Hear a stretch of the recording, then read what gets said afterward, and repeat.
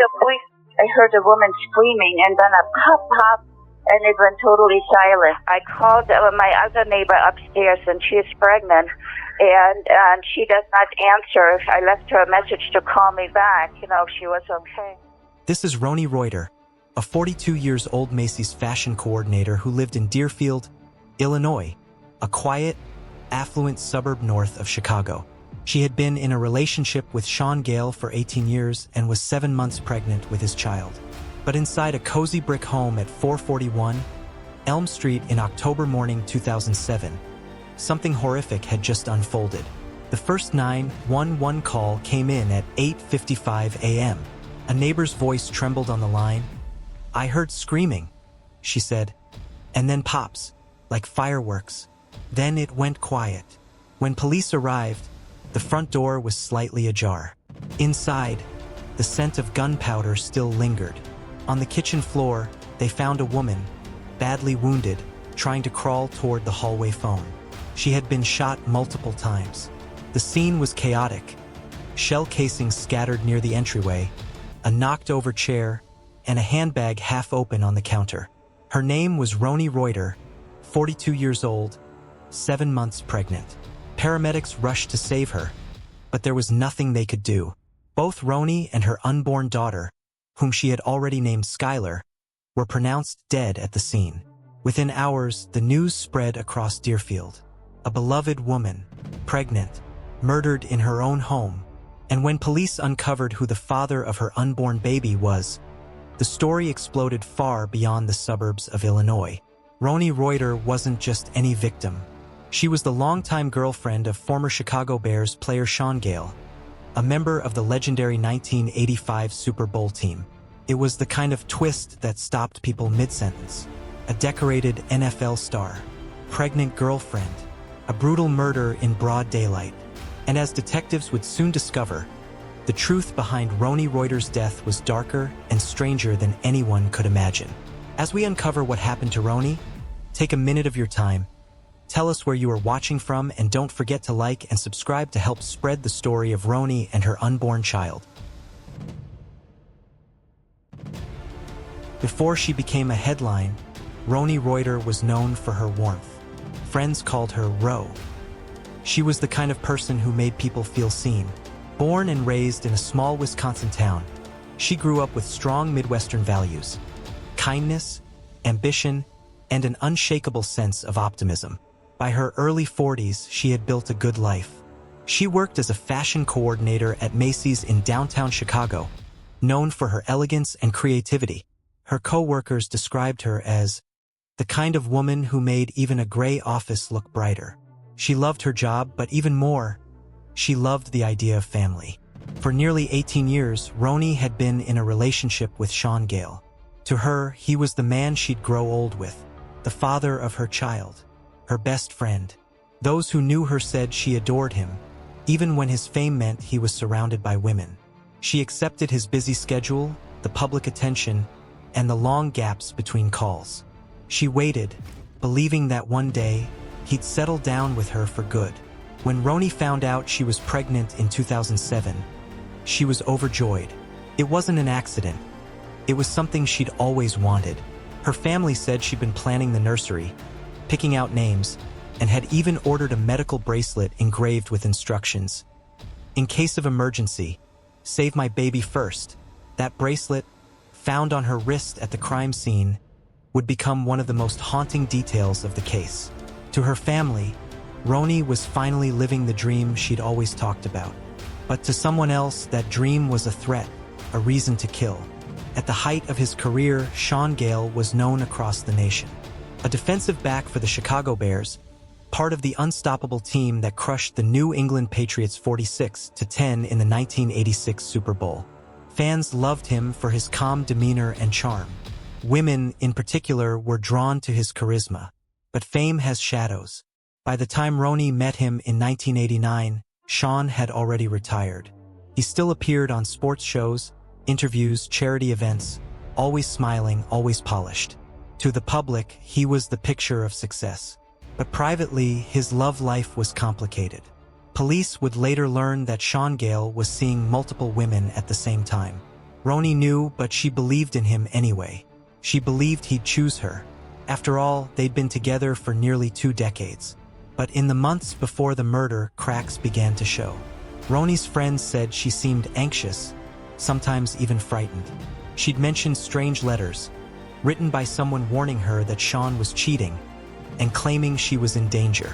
The letters listed the names and phone numbers of 17 women Shaun had supposedly been involved with. They were filled with odd phrasing and grammatical mistakes, suggesting the writer wasn't a native English speaker. Police didn't know it yet, but those letters would become the first breadcrumb leading them to a killer. October 4th, 2007, started like any other morning. Rhoni got up around 8:30 a.m., preparing to leave for work. She had plans to meet a friend later that afternoon. Neighbors recall hearing faint music coming from her house, the kind she liked to play when getting ready. Then, just before 9 a.m., gunfire broke the calm. "I heard a woman screaming," one neighbor later told investigators. "Then it went quiet. Then a pop, pop, pop. And nothing after that." Another neighbor called out, "Rhoni, you okay?" But there was no answer. When police entered, the door was unlocked. They believed the killer might have knocked, waited for her to answer, then opened fire right at the doorway. Shell casings were found near the entryway, and blood led back into the kitchen. It appeared Rhoni had tried to crawl away, fighting for her life, before collapsing. The shooting was targeted, precise. Whoever did it had come with one goal: to kill Rhoni Reuter. Within hours, detectives began piecing together her final moments. There was no forced entry, no robbery. Her purse and jewelry were untouched. This wasn't random. When they looked through her things, one photo stood out: Rhoni and Shaun Gayle smiling, arms around each other. That's when everything changed. To the world, it was no longer just a murder. It was the murder of a pregnant woman connected to a football legend. As reporters swarmed Deerfield, detectives contacted Shaun Gayle. He was calm but shaken. He said he'd been getting calls from journalists asking if he was a suspect. "Was it Rhoni?" he asked the detective on the phone. "Yes," the officer replied quietly. "And no, she didn't make it." There was silence. Then Gayle whispered, "I'm driving to her house right now." The officer stopped him. "Don't, please, come to the station." When he arrived, detectives began questioning him immediately.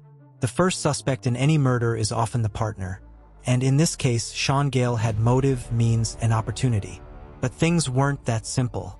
For more than 10 hours, Shaun Gayle sat inside an interrogation room, grieving, dazed, and under suspicion. Detectives wanted answers. He admitted he'd been unfaithful. Yes, he was seeing other women, but he swore he would never harm Rhoni. He said she was the love of his life, and he'd been excited about the baby. He had an alibi. That morning he'd been at the gym, then at a barber shop. Both locations confirmed his presence. Surveillance matched the timeline perfectly. He was also 6 feet tall, while witnesses reported seeing a shorter person in loose clothing fleeing the scene in a small black car. Forensic evidence showed no signs of Gayle at the crime scene. No fingerprints, no DNA. So if not him, then who? Detectives began tracing the mysterious letter found in Rhoni's purse, the one accusing Gayle of cheating. It had been written in shaky English, filled with errors. That suggested the writer wasn't fluent, possibly an immigrant. That clue led investigators to one of Gayle's past girlfriends, a woman named Marni Yang.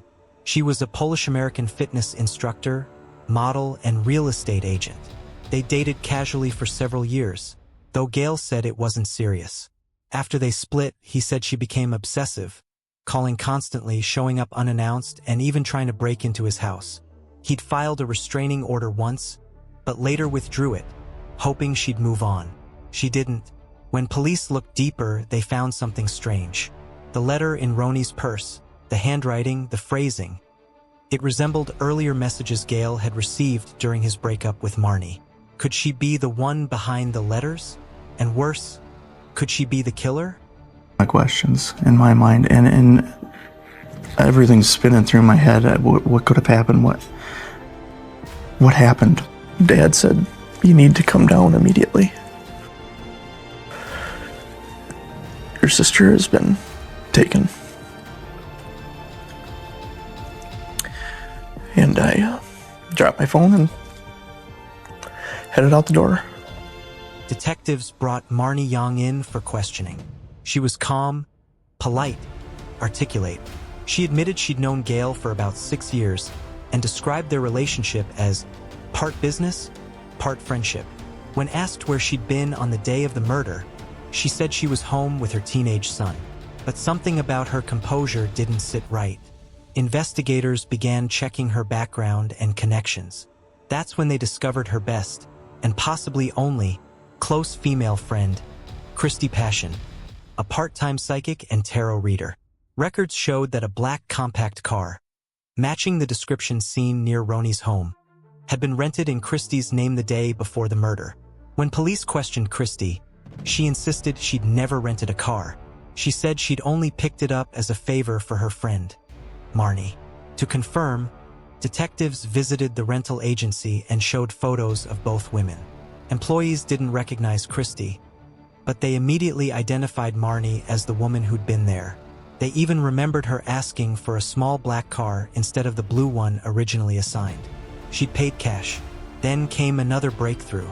The car's odometer showed exactly 40 miles driven. When detectives mapped the distance from the rental office to Christy's house, then to Rhoni's home, and back, it totaled 40 miles exactly.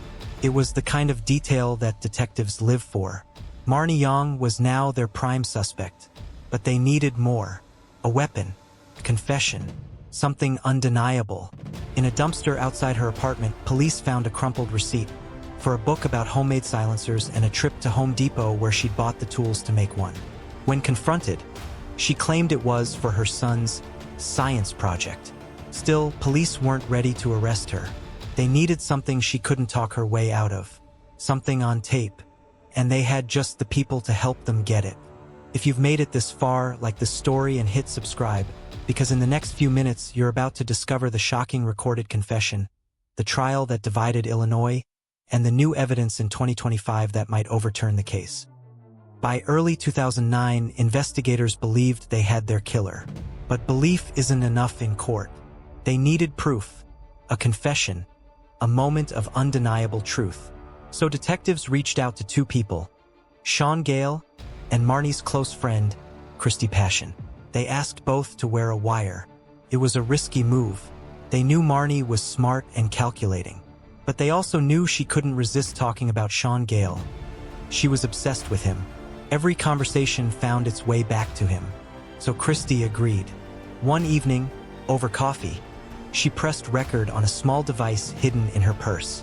The two women talked casually for a while, about family, errands, the usual small talk, until Christy shifted the topic. "What happened that morning?" she asked quietly.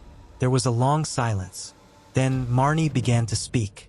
She said she'd been watching Rhoni for weeks, following her to work, timing her routine. She knew exactly when she left the house, when she returned, and when the mail arrived. She claimed she'd bought a gun, modified it with a silencer, and on the morning of October 4th drove to Deerfield. She described creeping up to the door, hearing Rhoni's voice inside, then pushing her way in. She said Rhoni screamed, "No, don't do this," and that she emptied the gun. "She went down fast," Marni whispered on the tape. "It was quick." Christy sat frozen, nodding just enough to keep her talking. When detectives listened to the recording later, they were stunned. The level of detail matched the crime scene almost perfectly. The number of shots, the timing, even the position of Rhoni's body. It was the evidence they needed. Still, they wanted to be absolutely certain. So they asked Shaun Gayle himself to meet Marni one more time. He agreed hesitantly. They met at a coffee shop in Chicago. Gayle wore a recording device. The two talked about Rhoni's death, about the police investigation, about the chaos it had brought into his life. Marni told him, "You don't have to worry about her anymore." Then she smiled. "I took care of it." Those 6 words sealed her fate. On March 3, 2009, police arrived at Marni Yang's condo in Chicago and arrested her for the murder of Rhoni Reuter and her unborn child. She didn't resist. She didn't cry. She simply asked, Who told you? The trial began in 2010, and from the very start, it drew national attention. The courtroom was packed. Reporters, curious onlookers, friends of Rhoni, and former fans of Shaun Gayle. The prosecution painted a chilling picture. A jealous, scorned woman driven to murder by obsession and rage. They presented the tapes, Marni's own words describing the murder in vivid detail. They showed the receipts for silencer materials, the rental car records, and her history of stalking behavior. They also brought forward her teenage son, who testified that he'd suspected his mother after seeing the news. He remembered that the morning of the murder, she'd told him to stay in his room. Hours later, she was sweaty, agitated, and told him, "You'll hear something terrible happen today." The defense, however, claimed the confession was false, that Marni had fabricated the story to impress Christy and Shaun, desperate for attention. They argued she was under intense emotional distress, suffering from a personality disorder that made her prone to exaggeration. Her lawyer pointed out that no physical evidence, no fingerprints, no DNA, no weapon, ever tied her directly to the murder, and they questioned the reliability of the recording. The audio was grainy, hard to hear in places. Some words could have been misinterpreted, but the jury didn't see it that way. After 2 weeks of testimony and just 4 hours of deliberation, the verdict was unanimous. Guilty on all counts. When the judge read the sentence, life in prison without the possibility of parole, Marni stared straight ahead, expressionless. Shaun Gayle didn't attend sentencing. Rhoni's family wept quietly in the front row, holding a photo of her smiling, pregnant, radiant with life. Justice, it seemed, had finally been served. Or had it? For most people, the story ended there. But for others, especially Marni's family, it was only beginning. Over the years, they launched a movement called Free Marni Yang, claiming she was wrongly convicted. They argued that her confession had been coerced and manipulated, that police had used psychological tactics to push her into saying things she didn't mean. They pointed out that the recording was made under murky conditions, with gaps, background noise, and edited transitions, and that key witnesses like Christy Passion had been offered leniency for cooperation. Then came the forensic evidence. A new independent review found male DNA on several pieces of evidence from the crime scene, none of which matched Marni Yang. Fingerprints found on Rhoni's doorframe belonged to an unidentified person. Even more striking, new witnesses came forward describing a tall man fleeing the scene, wearing a hood and gloves. Marni Yang, at 5'3", didn't fit that description. Then her son, now an adult, recanted his testimony. He said investigators had pressured him, twisting his words, and that he'd been too scared at the time to say otherwise. In a 2021 interview, Marni's attorney claimed that ballistic analysis showed the bullets didn't match the type of homemade silencer she allegedly built. The entire mechanism, they argued, was scientifically impossible. By 2024, the Illinois Innocence Project became involved. They submitted a petition for post-conviction relief, claiming new evidence could exonerate her. And in October 2025, a hearing was held to consider whether Marni Yang deserved a new trial. The state argued the evidence wasn't strong enough to overturn the conviction. The defense insisted it proved the original case was built on circumstantial guesswork and a manipulated confession. As of now, the judge has yet to rule. But even among the public, opinion is deeply divided. Some say Marni is a cold-blooded killer who planned her crime with precision. Others believe she's a victim herself, caught in a web of fame, jealousy, and law enforcement pressure to close a high-profile case. In the years since Rhoni Reuter's death, her story has never faded. Her friends still speak about her kindness, her laugh, and how excited she'd been to become a mother. Her co-workers keep a small framed photo of her at the Macy's office where she once worked, a reminder of the woman behind the tragedy. Her family remains devastated, but they've also chosen to forgive. Rhoni wouldn't want us to live with hate, her sister said in an interview. She'd want peace. She'd want the truth. Shaun Gayle, for his part, has largely stepped away from public life. He continues to maintain that he had no part in the murder, and that he's grateful for the investigators who brought him closure. But even now, he admits he's haunted by it. "I still see her," he said once. I still hear her voice. There are days I wonder if I could have done more, if I'd seen it coming. As for Marni Yang, she remains behind bars at Logan Correctional Center. She continues to proclaim her innocence, saying the system failed her. When asked if she regrets confessing, she sighed and said, "I regret trusting people who used me. I regret thinking I was smarter than the truth." Rhoni Reuter's murder will always be remembered not just for its brutality, but for its complexity, the intersecting lives of love, fame, obsession, and tragedy. A devoted woman expecting her first child, a football star loved by millions, and a jealous ex-girlfriend whose mind blurred the line between devotion and destruction. It's a story that forces us to ask, how well do we really know the people we love? Sometimes, beneath the calm surface of suburban life, there are storms waiting to break. And on that quiet October morning in Deerfield, Illinois, one finally did. If you're still here, thank you for watching. If this story moved you, subscribe for more deep true crime stories, where every detail matters and every truth hides behind another. Because in the end, justice isn't always as clear as it seems. Every story matters, every life matters. Thanks for watching. See you on the next one.